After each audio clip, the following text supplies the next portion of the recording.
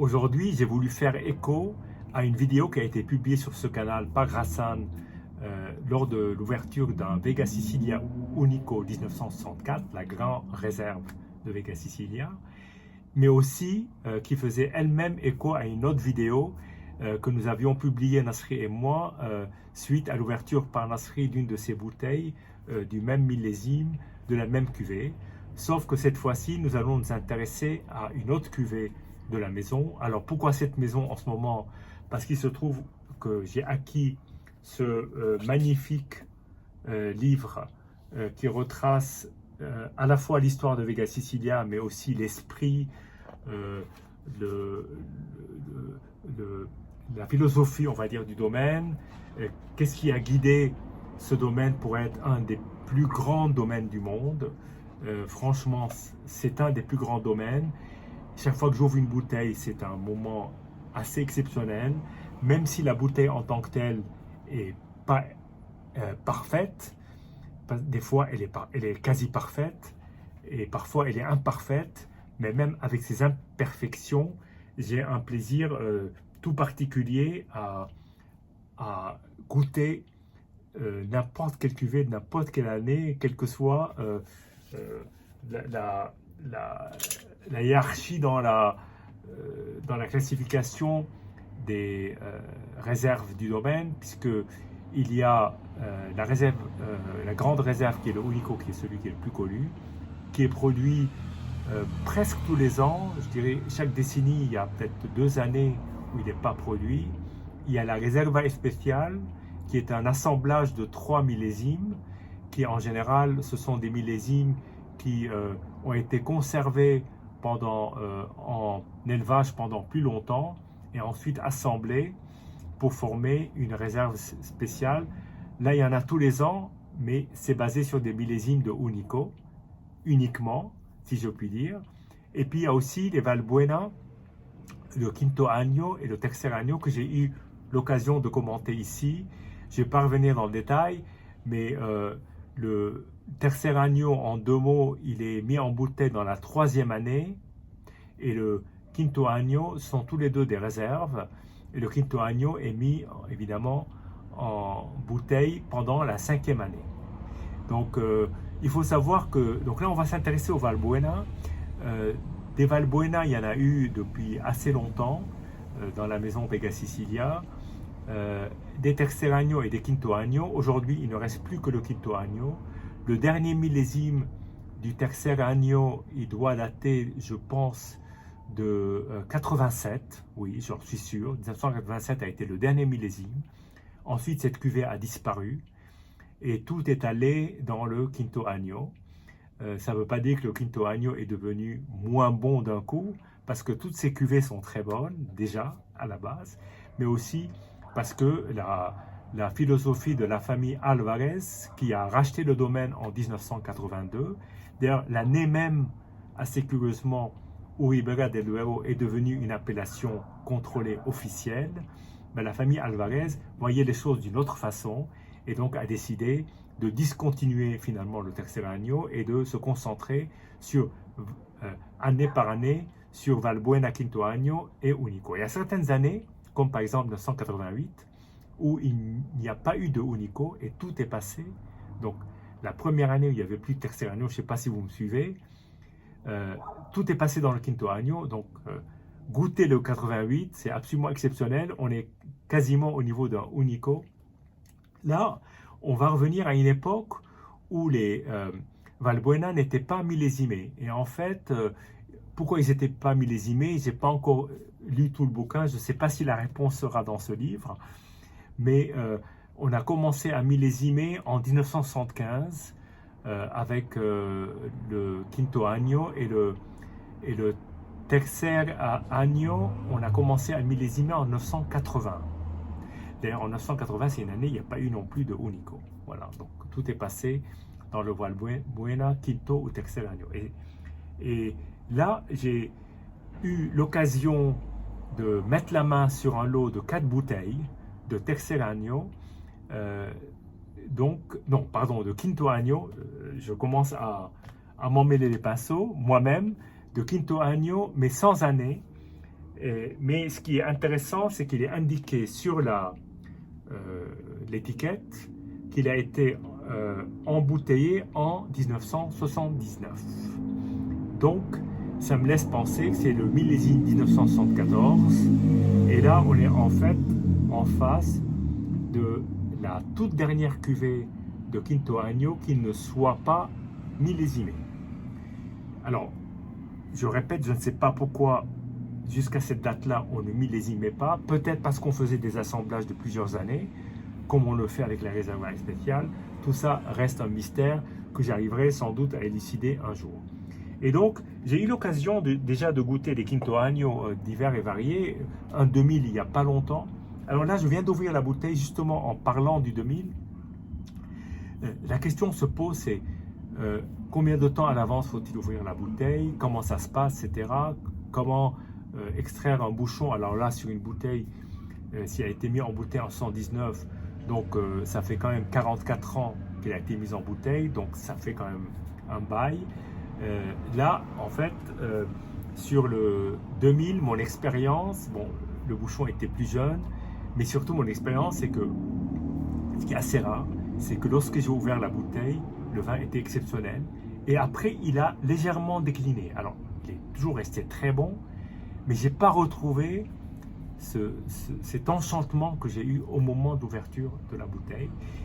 Mais il m'arrive plus souvent l'inverse, c'est-à-dire que j'ouvre la bouteille avec un certain délai de quelques heures, parfois même quasiment une journée, et je le goûte, et puis je m'aperçois qu'en général, le vin s'améliore, en tout cas en ce qui concerne les Vega Sicilia. Là, je viens de l'ouvrir. Alors, l'ouverture a été plutôt facile. La capsule est d'une bonne qualité. L'étiquette est parfaite.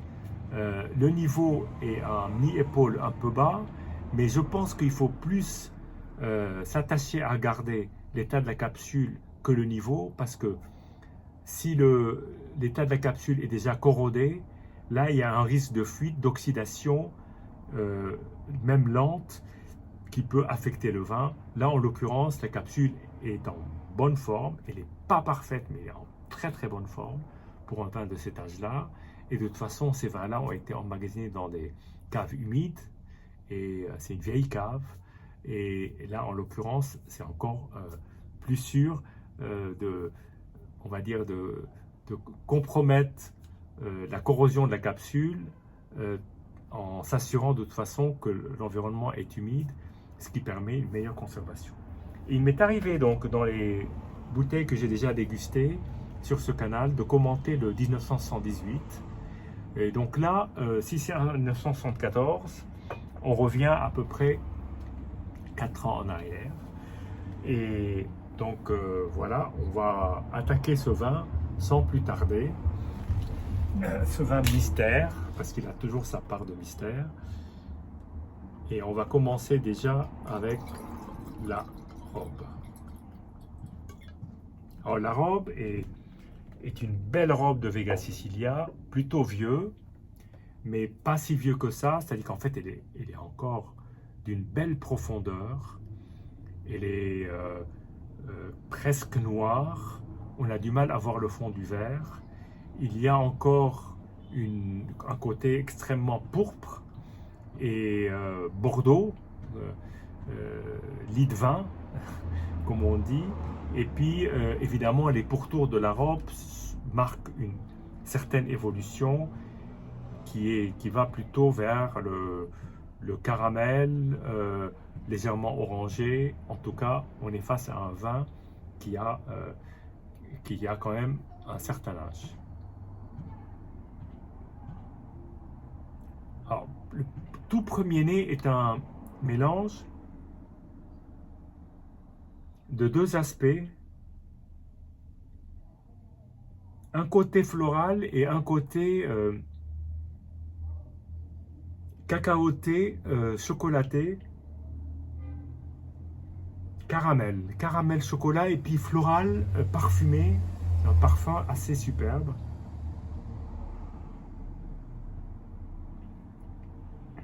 Avec une touche de végétal assez noble. Et là, on part sur le cassis, la violette, le thé bergamote, et à nouveau ce côté floral, et cette partie végétale un peu noble, un très très très beau nez.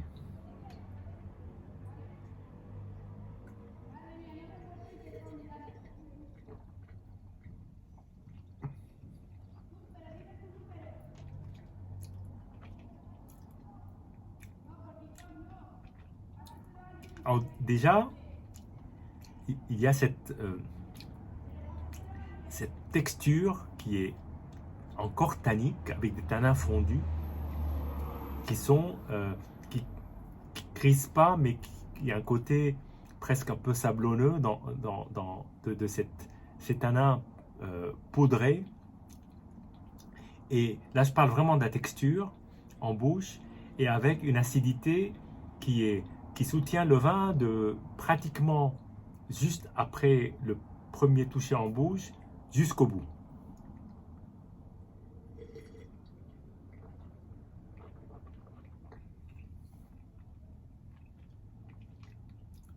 Il y a beaucoup à dire sur ce vin, beaucoup à dire.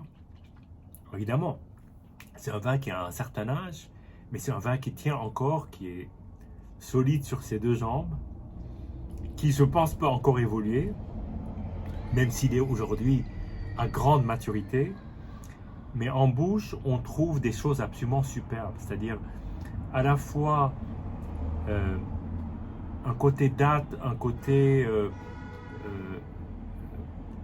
prune, pas pruneau, hein, prune, concentré de cassis, à nouveau un côté très parfumé en bouche, que j'aurais du mal à décrire.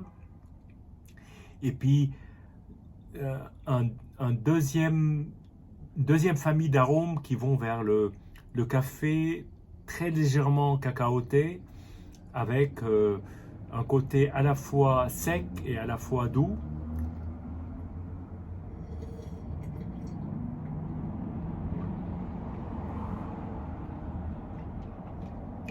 Et une trame assez saline, très florale, qui tourne vers la violette, avec une dimension que je ne trouve pas souvent dans des vins. De temps en temps chez Vega Sicilia, une sorte de dimension de concentré presque de liqueur de cassis qui ressort, et parfois avec une grande fraîcheur, c'est-à-dire comme si on avait du cassis frais qu'on avait transformé tout juste en liqueur.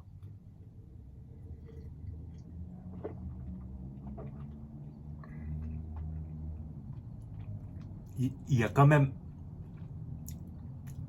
un tout petit peu de fruits secs. Il y a une très légère amertume qui accompagne les tanins, mais c'est une amertume d'une grande douceur. Je dirais presque de l'amande amère douce, à la fois amère et douce.